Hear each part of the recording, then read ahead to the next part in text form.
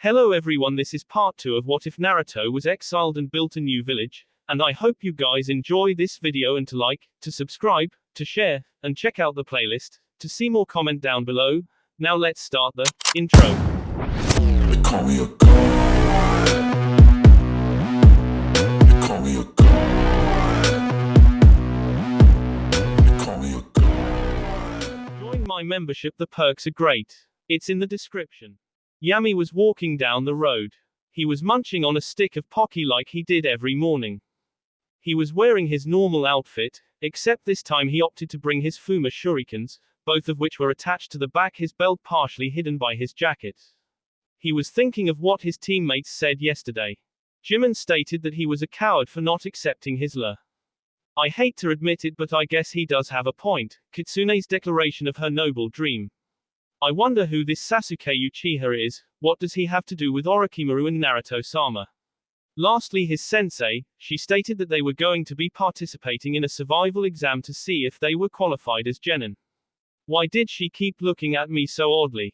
They were all supposed to meet at Training Field 22. I wonder what kind of exam this will be. Training Field 22. Yami arrived at the training field. This training field was actually just a section of the forest that was used to train, and try to simulate, actual combat. He took this time to look around. Jimin was there, in his usual outfit. He seemed to be fingering his sword nervously. Probably afraid of failing. Kitsune was also there. Yami's eyes widened. She was sitting on a rock, staring at the ground, wearing a beautiful dark blue robe. The Uzumaki symbol is a crescent moon with a spiral. She was also matching pants and sandals. Yami noted that they weren't traditional ninja sandals. At her waist was a beautiful red-orange fox mask. Finally was the most beautiful katana he had ever seen. It was on her back, compared to Jimin who had his katana at his hip. The blade's hilt was black and gold and had an elegant design. The sheath, black with a golden fox on the side. There's probably one on both sides. Yami couldn't stop staring. She's so beautiful. His face started to blush. It blushed 10 shades hotter when she caught his stare. He turned away. Damn Bankatsu, filling my head with ill thoughts. He opted to lean on a tree waiting, facing away from the Uzumaki heiress. That didn't stop her from staring though. She looked like she was fighting to get something out. Yami turned to the future container. My 12th birthday is coming up in exactly 1 month. That's the day I become the head of my clan, and receive the QB. I was hoping you would attend. Yami raised his eyebrow. Before he could reply, well, all of the clan heads are going to be present during that time. Tsukikage-sama said you might not attend. I was hoping you'd change your mind. I'd really like for both of my teammates to be there, and Jimin already agreed. The inauguration. This will be the day Kitsune receives the spirit of the QB via a seal in her navel. As the last Uzumaki, it will be her responsibility to bear the QB. Yami remembered the Tsukikage speaking of that day. He said all the clan heads would be there and he wanted Yami to attend as the head of the Hikari. Yami declined. He also remembers her special training that was supposed to take place after that day. Firstly, from the moment she becomes a genin, she will do nothing but D rank missions until her 12th birthday. Afterwards she would take 2 months off to do nothing but training with her Junin senseis, and other Junin that would volunteer to help train her. Naturally, since they would lose both their sensei and their teammate, her teammates would also receive the same training for 2 months off. Afterwards they would receive their first C rank mission. It's understandable, the one who receives QB had the greatest potential in the village, and so everyone wanted to make sure they were ready to defend themselves. Yami mentally kicked himself. All this time thinking, and she was still waiting for an answer. Jimin looked impatiently at him. Kitsune however continued to stare at him patiently. Yami sighed. He really didn't want to do anything that had to deal with being a clan head, but he really didn't want any tension between his teammate and himself, so he was stuck. Yay, sure, I'll come. Kitsune happily nodded at him. Jimin looked a little stunned that he actually agreed. So with that they continued to wait for their sensei. They didn't wait much longer. Glad to see you're all here on time, stated the Junin, catching her students' attention. The trio turned to see their sensei plus 2 other Junin. These 2, pointing to the Junin, will be observing the test and help me decide who to keep and who to see. The genin hopefuls winced at this. The 2 Junins jumped high into the trees. Hanade simple stood still. Alright, the rules are, you have to impress me. Use anything you want, you may fight together or separately, makes no difference to me, however you might want to come at me with K intent or you won't have a chance, stated Hanade. Whenever you're ready. The trio jumped high into the trees. Jimin, Netshugan, thought the Gekani. He activated his blood limit, his pupils quickly shifted to a blue color. He looked down at his teacher from his hiding spot. He wanted to make sure that she wasn't a genjutsu before he made his move. He grinned when he saw the red and orange silhouette. He grabbed his katana and launched himself down. Uzumaki Eris, staring right at him with pleading eyes. Jimin's eyes widened and he jumped down to aid the future container. Kitsune. Oh, I'm so sorry, I didn't know it was you there. Jimin apologized over and over again when suddenly he felt someone tap his shoulder. He looked back to see a frowning Junin looking down on him. Lessons 1. Jimin, don't tell future opponents who you're infatuated with. Lesson 2. Don't fall for such an obvious trap. With that said, the Junin quickly tapped him a few times in his chest and he fainted. Yami grimaced. He had a front row seat to Jimin's quick defeat. He couldn't blame him though. When he saw Kitsune lying on the ground in such a horrible condition, he was about to jump down himself. However, from the angle he was at, he would see a smirking Hanade behind a tree, so he chose against it. Luckily, that was the right choice of action. Now he was watching as the Junin carefully placed the unconscious Genin behind a rock and went back to the position she started from. Yami thought about this carefully. He only had his telekinesis and his taijutsu to help him pass this test. He could start with his regular shuriken, but the chakra it required to activate his power might make the Junin aware of where he was. He could start off by throwing his Fuma shuriken, which he was getting really good at controlling, but it had the same problem as the regular shuriken. Finally, he could say the hell with it all and attack her with taijutsu, or even use the Fuma as a weapon, but he'd probably get made a fool of just like the Gekani. Yami decided to follow up with a combination of the last two options. He pulled out both of his Fuma shuriken, and flicked them open. He had his back against the tree trunk. If the tree trunk weren't there, his back would be facing the Junin. He looked over the side of the tree and flung his Fuma at the Junin, his arm still extended over the side of the tree and his eyes shifting silver. This time they remained like that. The teacher clearly saw the Fuma heading towards her and slightly leaned to the side just enough to avoid the shuriken. She turned to the direction the Fuma came from and let out a little smirk. I hope she can't see my eyes. With his eyes shining silver, he wouldn't be able to blend into the shadows of the forest as well. He was hoping he wasn't telling his teacher where he was. Luckily she wasn't moving, either she didn't notice him or she didn't care. Well, let's see if I can get her. The Fuma that went past the Junin started to do a U-turn and come back at her. It was about to reach her when suddenly she turned and promptly avoided it. It was obvious that the move caught her off guard because she had a shocked look on her face. Yami smirked. He once again turned the Fuma and sent it back at the Junin.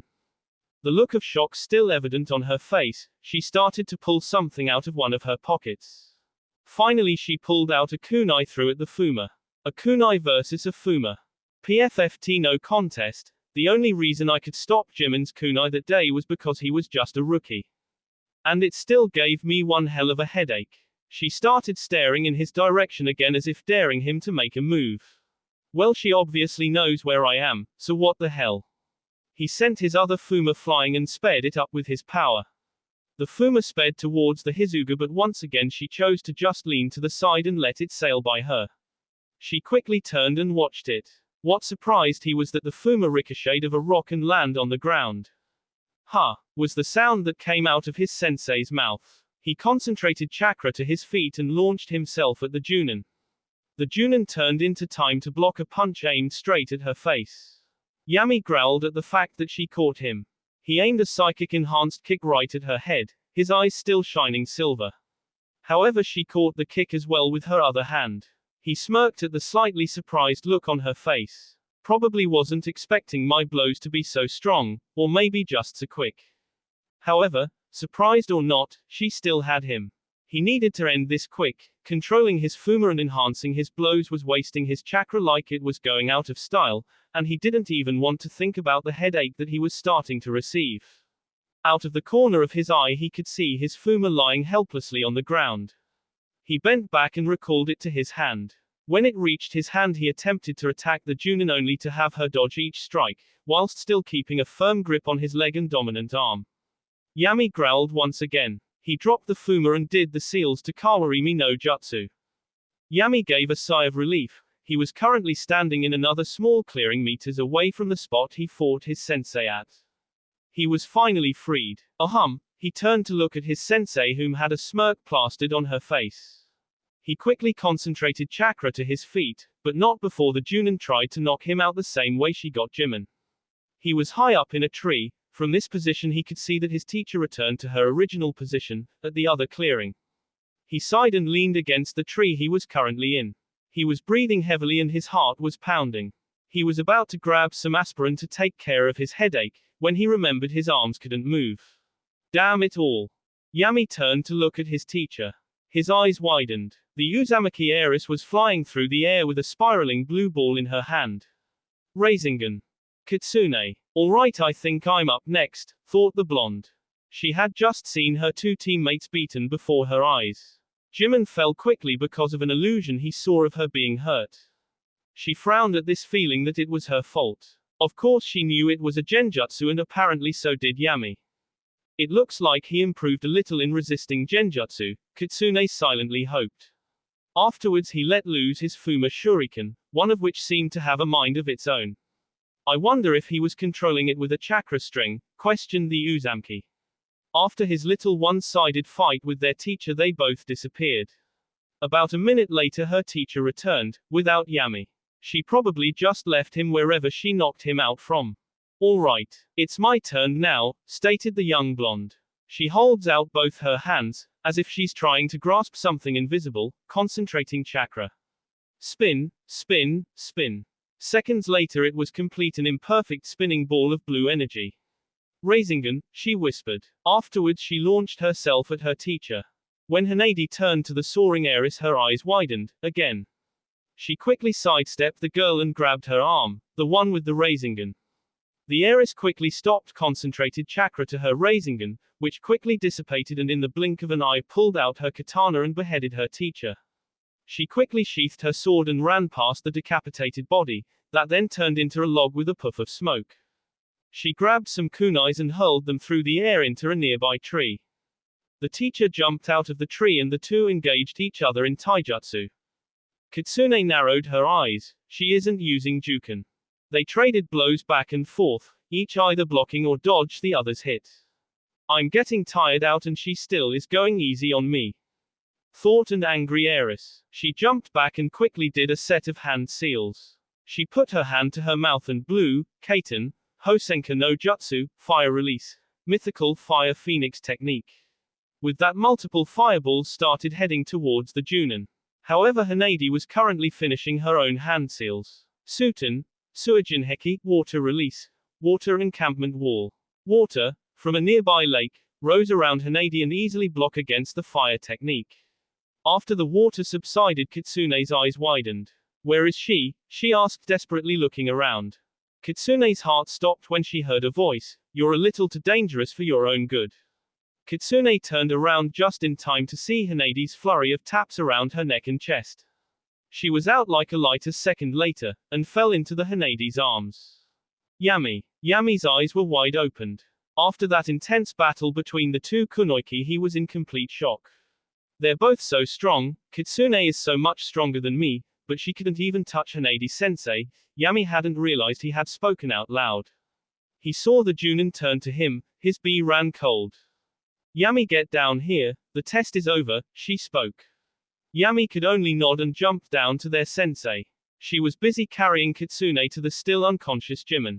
Yami looked over and saw his Fuma. He promptly picked it up, folded it, and attached it to the back of his belt again. The two Junin who were judging the test came down next to Hanade. Yami could hear them whispering something. This was driving him nuts. He finally spoke, so how did we do? Hanade turned to him with a frown. She then glanced at one of the Junin who promptly nodded. She sighed, I'm sorry Yami, but you failed. His world shattered. WWWHATT, he squeaked. He was so sure he did well. Hanade continued to look at him and opened her mouth to speak but was immediately see off. She means you're far too weak. She means you'll only hold back your other two teammates so she's failing you, sneered a glaring red-headed, male, Junin. The other two immediately sneered at him. That's enough Kazu, screamed the other unknown, male, Junin. Hanade shifted her gaze back to the heartbroken boy. I'm sorry Yami. With that she disappeared, in a puff of smoke, with her other two students. The unknown Junin was just about to speak when Kazu spoke. Time froze. His father, he would always be his father's son. He remembered his mom commenting that, besides his bright happy blue eyes, he looked just like his father, that man, the one who came to Tsukigakure, the one who claimed to be a merchant, the one who his mother fell in love with, the one who was a spy, the one who slowly drove his mother to the one who no. With that a swirl of black, purple, and blue chakra swirled around Yami. Red flame-like markings decorating his face and right arm. His eyes no longer slightly shining, but actually glowing silver. The Junin were stunned. The intent was too much. I am nothing like him. At the last word he launched himself at Kazu. The Kazu was fuming. Kazu sneered, let me go Ken. Think about it for a second what the Tsukikage will do to you when he finds out you this and if you don't care, think about what Megumi and Hanade will do to you. Kazu growled angrily. He threw the psychic to the ground. Those three won't be able to protect you forever, spat Kazu. Kazu then disappeared in a puff of smoke. Ken looked at the boy sadly. He offered the psychic a hand and said, promise not to go all dark on me and I'll take you to the hospital, he joked. Yami sniffled, I'll be fine. Ken was about to ask again but was see off, please I just want to be alone. Ken could tell the boy was at the edge of tears.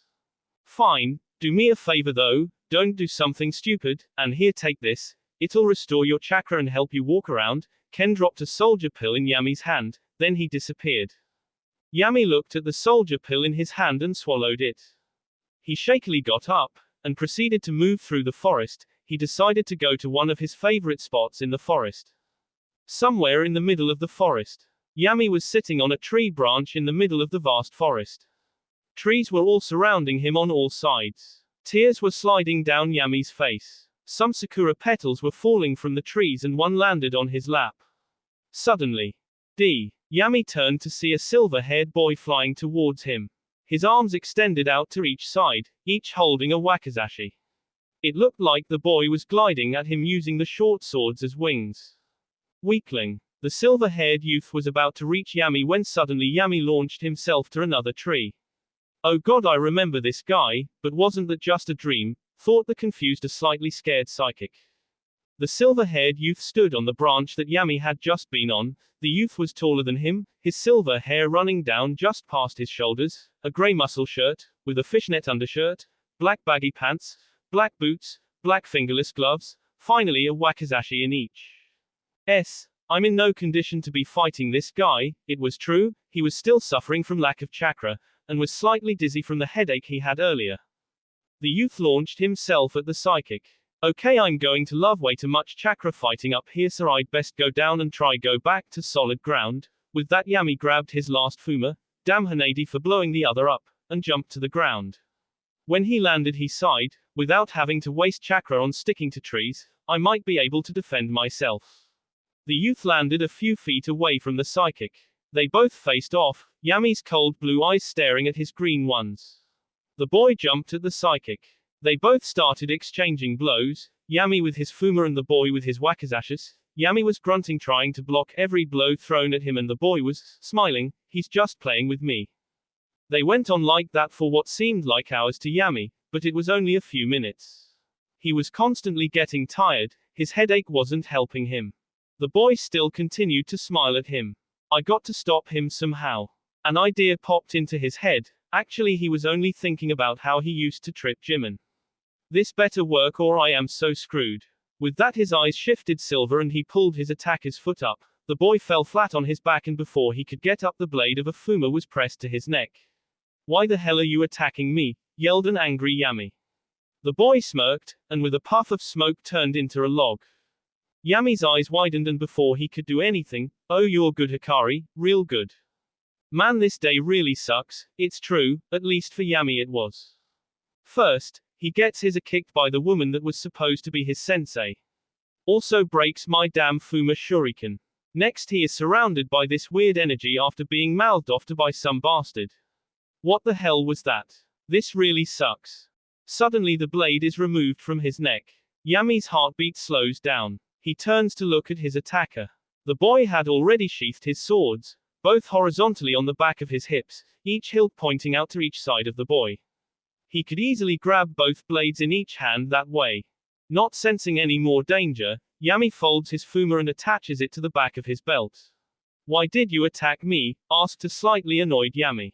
The boy smirked and said, wanted to test you, the Tsukikage said you were good. Yami raised his eyebrow, test me for what? The Genin exams are in 6 months, I need a third member to join me and my teammate. I know you failed your second Genin exam, so I wanted to invite you to join my team. How could you possibly know I failed my Genin exam? It only happened about 2 hours ago. Actually I've known for about 2 days now, said the boy smirking. Yami's eyes widened, what? You were set up to fail ever since you took your first Genin exam. What? Afraid so. I need to speak to the godime. With that Yami starts walking off. Wait. The boy grabs Yami's arm. You have to believe me when I say the cage didn't want this, it was the council and some Junins that forced his hand. Please just hear me out before you go mental. Yami was fuming. Alright, he said through gritted teeth. Follow me. The boy walks off. Yami follows. Cliff overlooking village. The duo came out of the forest and went up a trail. They came up on a cliff near the outskirts of Tsukigakure's territory, on one of the mountains that surrounded Tsukigakure. Not a real accurate description though, the village is completely surrounded by a mountain range. The youth walked up to the edge of the cliff. The boy had pulled out a heat and wrapped it around his neck. This specific cliff was about 6 stories above the village. Nice spot, mentally commented Yami. It was a nice spot. There was a tree at the spot where the boy went to. He sat down and leaned against the tree. There were a few large stones in the area, other than that the spot was completely open. There was about a 20 square meter area. There were 2 trails heading away from it, the one they came from going down and another going up. The area seemed very sturdy. Yami opted to sit on one of the stones. Well, you going to talk? My name is Okami Hanone, Wolf Fang. Hanone. The Tsukikage told him about the Hanone family, and just about every other family and clan in Tsukigakure at one point or another. The Cage wanted to make sure Yami had some knowledge if he ever got ready to become a clan head. The Hanone family, sometimes called the Warriors of the Fang, was a weapon-based family of ninja.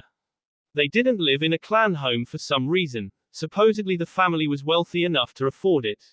None of the heads ever cared to have any true political power, though most ninjas did respect their views. Like the Gekani, they concentrated on weapons, but unlike the Gekani they would concentrate on any weapon that had a blade on it, not just katanas. Okami seems to prefer wakizashis. Well, tell me what this is all about, snapped Yami. He was still a little annoyed at what was happening. This spot is so beautiful. Huh, don't you think? It's perfect to just come here and relax, best spot in the village to meditate in. Yami stared at him, he had a peaceful smile on his face. Yay, I guess you're Don't tell me you actually believe that load of crap, said an unknown voice. Yami turned to see a new boy coming up from the trail they just came from. Said had short blue hair and bright purple eyes, and had his heat tied around his neck. He had on a white, sleeveless, coat, dark blue, sleeveless, shirt, dark blue pants, and white sneakers. A number of pouches were attached to his belt. Lastly, he was donned in a pair of glasses. Wait, Yami's eyes widened a bit, his eyes are pupilless, a Hizuga. What do you mean? Yami asked clueless. You actually believe he thinks this spot is beautiful? You actually believe he comes up here to meditate? Asked the Hizuga. However, seeing his clueless expression, he continued with a frown. Okami's mother is from the Takabushi, he has the Buenkyugen telescope eye. And well, from that spot he has a perfect view of the woman's bathhouse. A slight tinge of pink colored Yami's cheeks. He looked over at the other boy. The peaceful expression he once had was actually a lecherous expression. He could see the silver-headed boy's eyes, the pupils were reflective, looked like mirrors, the sign of an activated Buenkyugen. A trickle of B ran down Okami's nose. Yami s his hand to his forehead. The Hizuga laughed. Sorry to destroy your view on Okami, but I thought you had a right know what you were getting yourself into. If you decide to team up with us, that is. Oh, where are my manners? My name is Inaki, life, Hizuga. Yami Hikari. The Okami spoke for the first time in a while, not tearing his gaze for a second. Anyway, Yami, what you're about to hear is top secret. You can't speak this to anyone except the Tsukikage. Oh, and I think the academy teachers all know this too. Okami saw Yami nod out of the corner of his eye. It's simple. With all the deaths that occur to a lot of the rookies, the council has tried to limit graduation of many genin over the last few years. It's not because they are old, decrepit bastards with sticks up their although that is true, it's because they are trying to see back on death rates. Since they only allow about 1/3 of the students to pass on to become genin, the council wanted to pick the ones they viewed as having the most potential. Unfortunately, you don't fit into that category, according to them at least. The Tsukikage believes otherwise. Him and one of the teachers came to us and recommended you to us. Yami digested this information for a while. Okay, I can understand that. It makes sense. Inaki snorted. Yeah, on paper it makes sense, but in truth, it doesn't work. The death rate remains the same. They've been trying this approach for about 10 years now. But nothing's changed. It'll be fine though. The current council has been getting in the way of many things the Tsukikage has been wanting to do. The council is losing their influence and the Tsukikage is gaining even more influence. Pretty soon the old grumps will lose all their influence. Okami spoke. It's also the reason we're allowed to make this unofficial team. If we can show the other ninja how wrong the council are about us, it will hurt their credibility. Only the cage, a select few chunins and junins, and some clan heads know about us. Yami thought about some things he's heard Megumi say. It's true, the council has gotten in the way of many things. 20 years ago, a Wagakur, rock, sent an invitation of an alliance to Tsukigakur, moon, and Sunagakur, sand. A Wagakur wanted to join them to fight off Otogakur, sound. The council forced the cage's hand and forced the village to stay out of it. Since Tsukigakur stayed out of it, Sunagakur stayed out also. Sunagakur has been allied to Tsukigakur ever since the first Tsukikage and the fifth Kazekage. The council was afraid. They were afraid of the power of Otogakur. Awagakur and Otogakur were almost evenly matched for 2 whole years. On the 3rd year, Kasagakur, grass, allied themselves with Otogakur. The tables turned on Awagakur. Slowly but surely Awagakur disintegrated. Some ninjas ran away to other villages. Most joined the Oto nins, the ones who didn't run D. The war was over in a little less than 4 years. It was such a huge screw up on the council's part. Everyone knew it. 4 years later, the Otogakur not only recovered but also grew much stronger.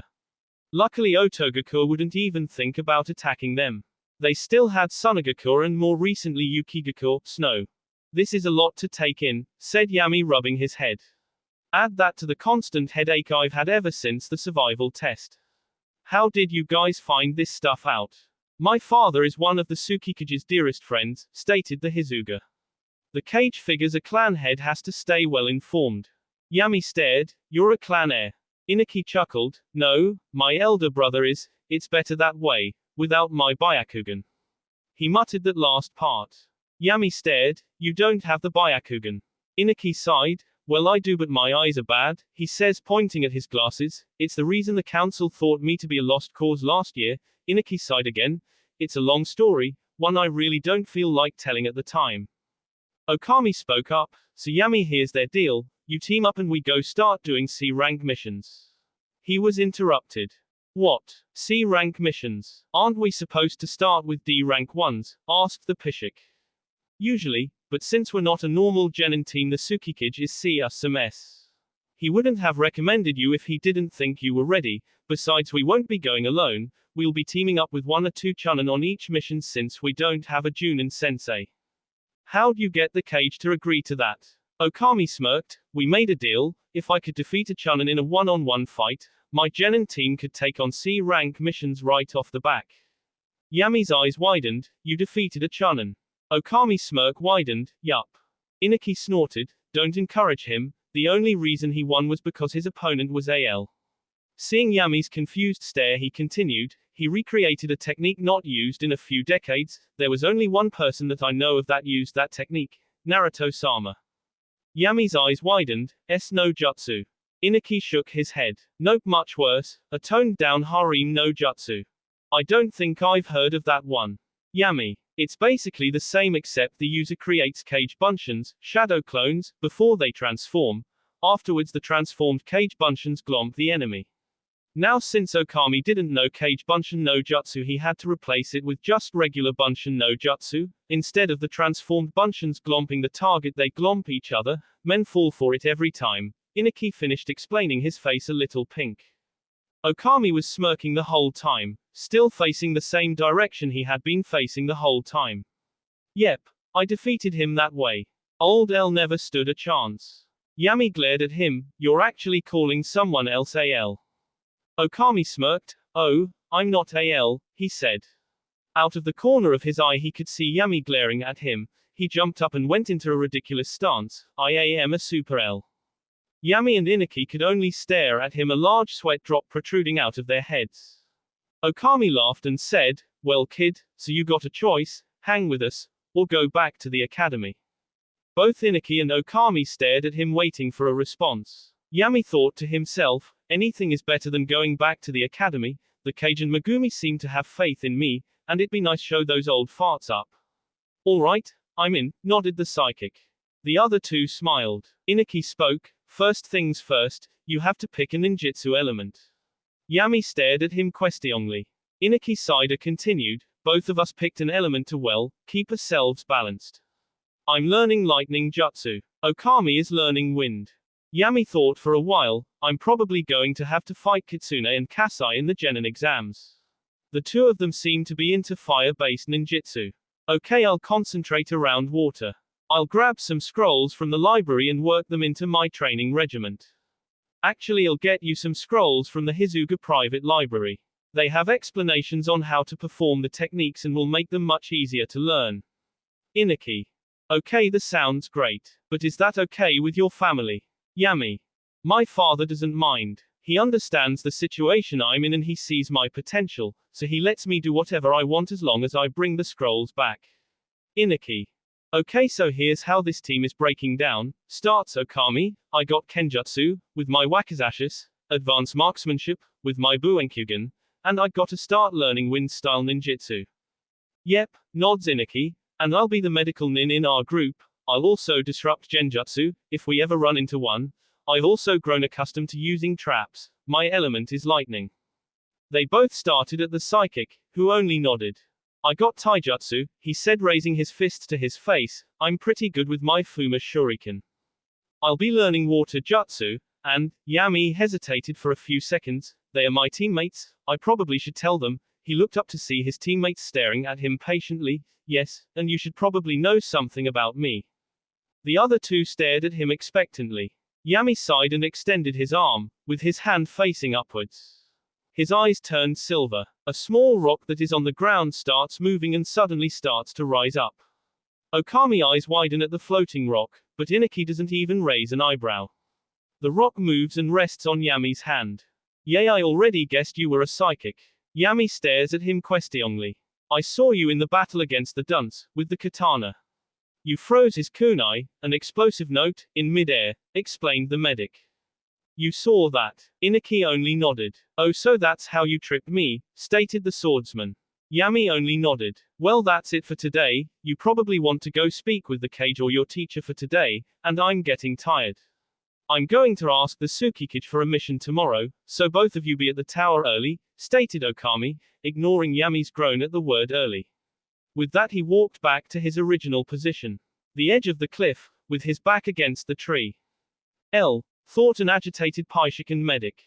I better get home, father will be waiting. With that the medic was on his way. Yami turned to Okami, hey. I'll be leaving I'll see you tomorrow. With that he left as well. Yami. Yami was thinking about everything that's happened thus far, only one word came to his head, troublesome. However, after remembering his teammates he came to a small decision. He untied his heat and retied it around his neck. Afterwards he retied his red headband, its straps going down behind his head. What have I gotten myself into? A description. Team 7. Yami, Dark, Hikari, Light. Rank, Genin, Hikari Survivor. Age, 12. Eyes, Ice blue, silver with telekinesis. Hair, black, spiky. Height, 150 centimeters. Build, thin. Clothes, black jacket, reaches to down a little past his hips, fishnet shirt, black pants, black boots, and black fingerless gloves, red headband. He, position, neck. Primary skills, taijutsu, water jutsu, will be learning. Equipment, 2x Fuma shuriken. Blood limit, telekinesis. Okami, wolf, Hanon, fang. Rank, genin, Hanon family. Age, 13. Eyes, green, mirror-like pupil, with buenkyugen. Hair, silver, shoulder length. Height, 153 centimeters. Build, slightly muscular. Clothes, gray muscle shirt, fishnet undershirt, black baggy pants, black boots, and fingerless gloves. He, position, neck. Primary skills, kenjutsu, marksmanship, wind jutsu, will be learning. Equipment, 2x wakizashis, shuriken, kunai, senbon needles. Blood limit, buenkyugen telescope eye. Inaki, life, Hizuga. Rank, genin, Hizuga clan member. Age, 13. Eyes, purple, pupilless with byakugan. Hair, dark blue, short. Height, 150 centimeters. Build, thin. Clothes, white coat, sleeveless, blue, sleeveless, shirt, blue pants, white sneakers, and glasses. He, position, neck. Primary skills, medical skills, trapping skills, genjutsu, disruption only, lightning jutsu, will be learning. Equipment, senbon needles, trap equipment, healing ointment, bandages. Blood limit, byakugan doesn't use it. Cage tower. Yami had woken up early, again, and was currently inside of the cage tower waiting for a receptionist. He was once again dressed in his normal outfit. His heat now on his neck and his red headband tied back around his head. Before he left he picked up 2 extra Fuma shuriken.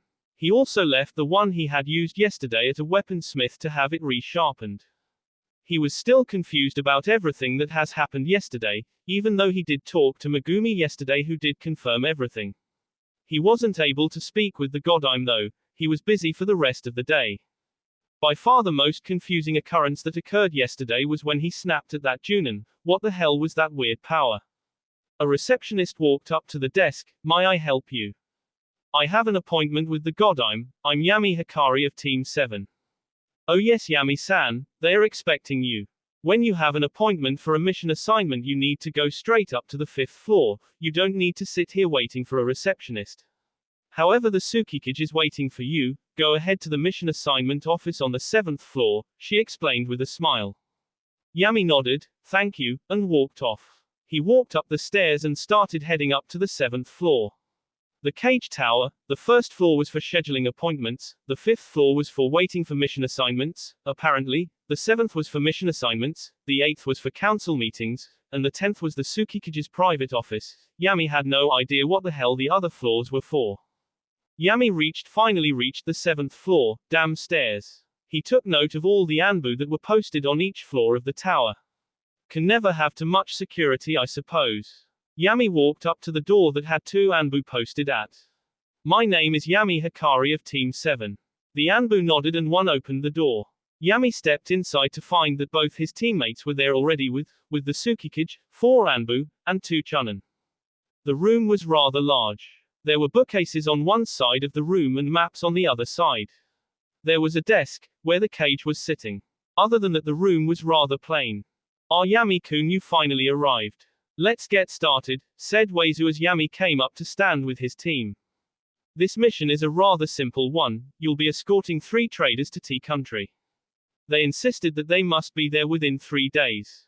The only way to do this is to go through the cerulean forest. However that area has seen random bandit attacks quite recently. You'll most likely have to fight, however I am hoping that you'll get through it without having to fight. Hopefully 5 ninjas are enough to stop the band of thieves. Anyway, after going through the cerulean forest, you can head through the King's Valley. The village the traders want to get to is right on the edge of Tea Country, about a few miles after the King's Valley. It should be a rather easy mission even for AC rank. Any questions? Yay. Who let the children out of school early? Asked the bandana-wearing chunin, obviously indicating the 3 genin. This earned a glare from both Yami and Okami, and strangely enough the other Chunin, a black-haired woman. Why do we have Genins on this mission, and where the hell is their Junin-sensei? The cage casted me an unsure glance before saying, they're a new Genin team, because of Okami-san they were granted the opportunity to start C-rank missions. When he said that he glared at Okami. Okami replied with a knowing smirk. Was probably there during the testing, mused the psychic. He sent me another unsure glance. This team has trained hard. Okami-san and Inaki-kun have been training for a solid year and Yami-kun has been training hard as well. Van-san, this team is prepared for this mission, rest assured. Now are there any other questions? Yami raised his hand.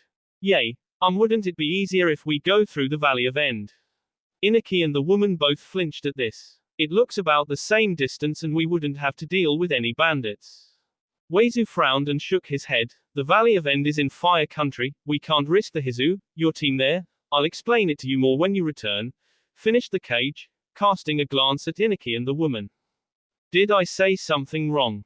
Now, any other questions? Weizu looked around to see no questions. Good. Ray-chan, you'll be the captain for this mission.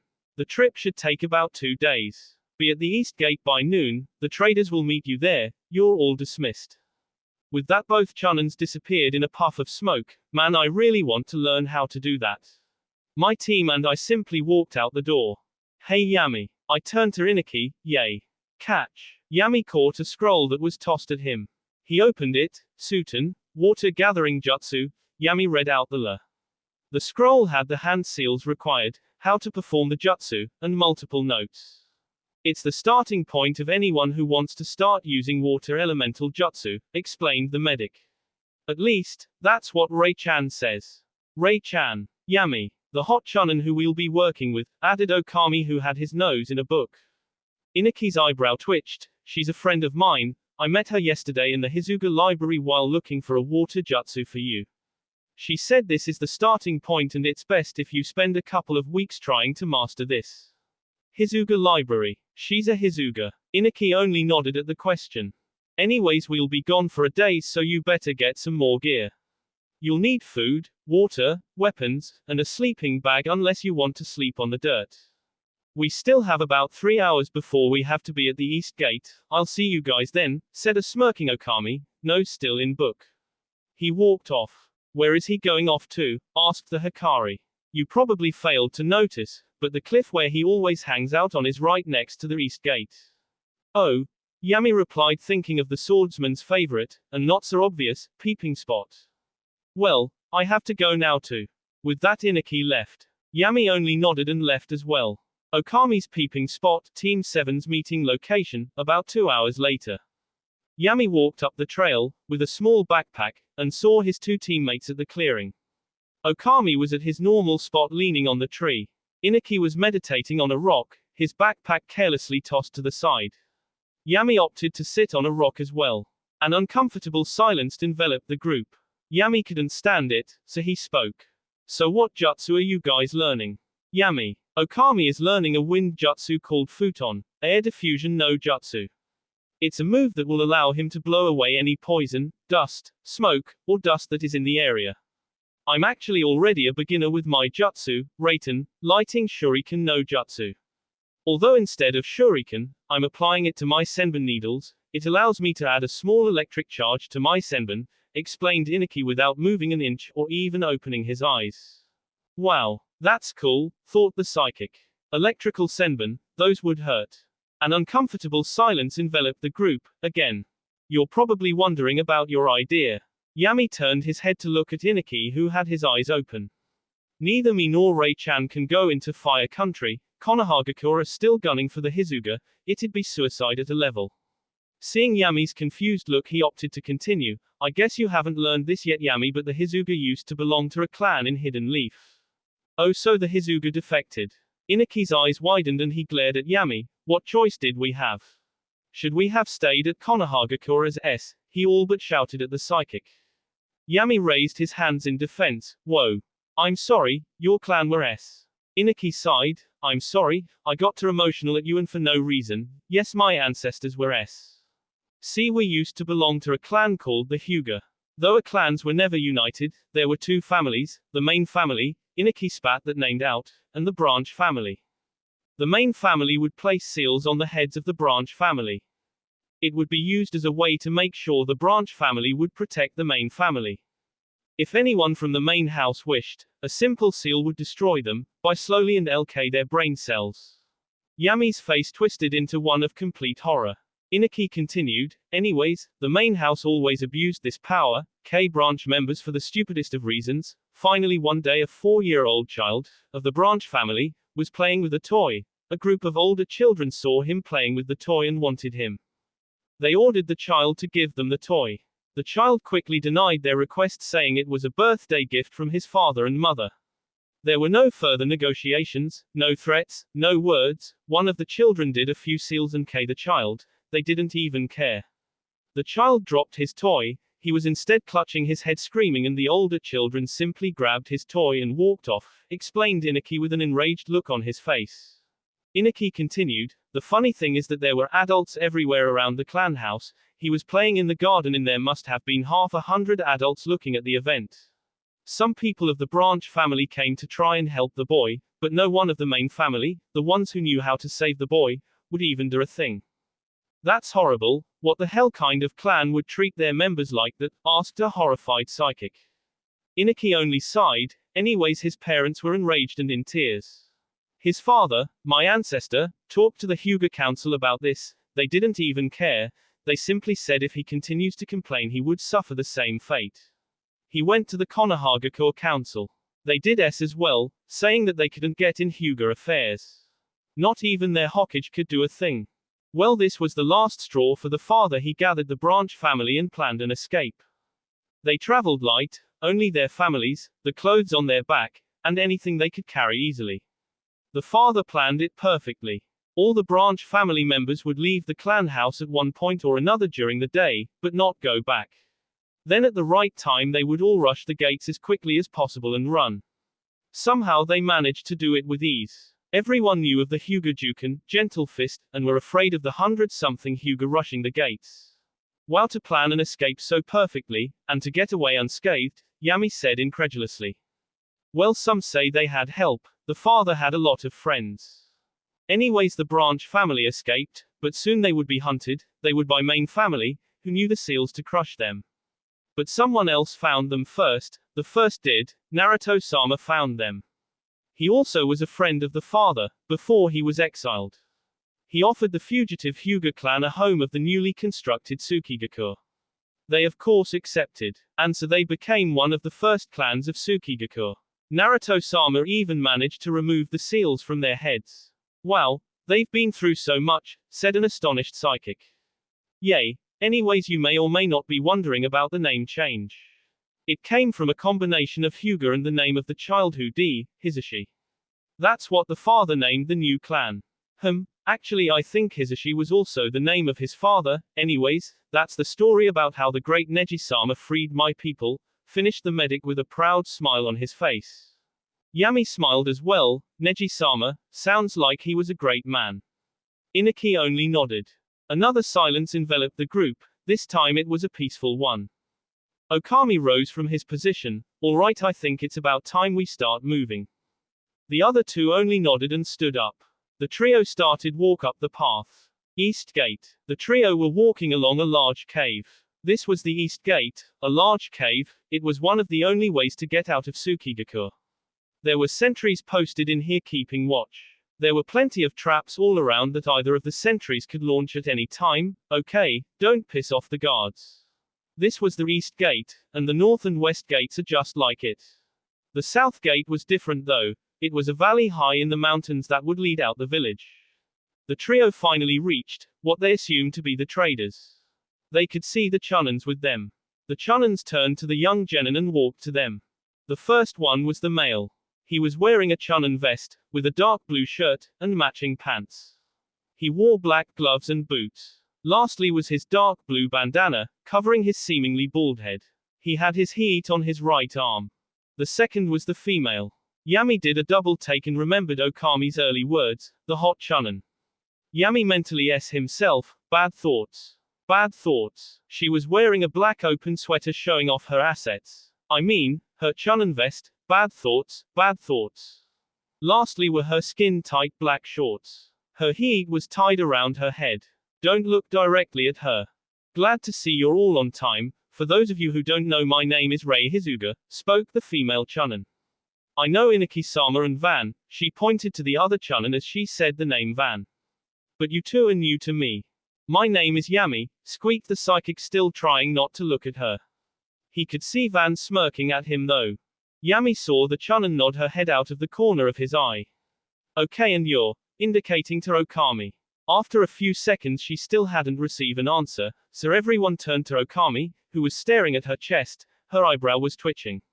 She snapped her fingers in front of his face a few times. It broke him out of his trance. Hey L, my face is up here.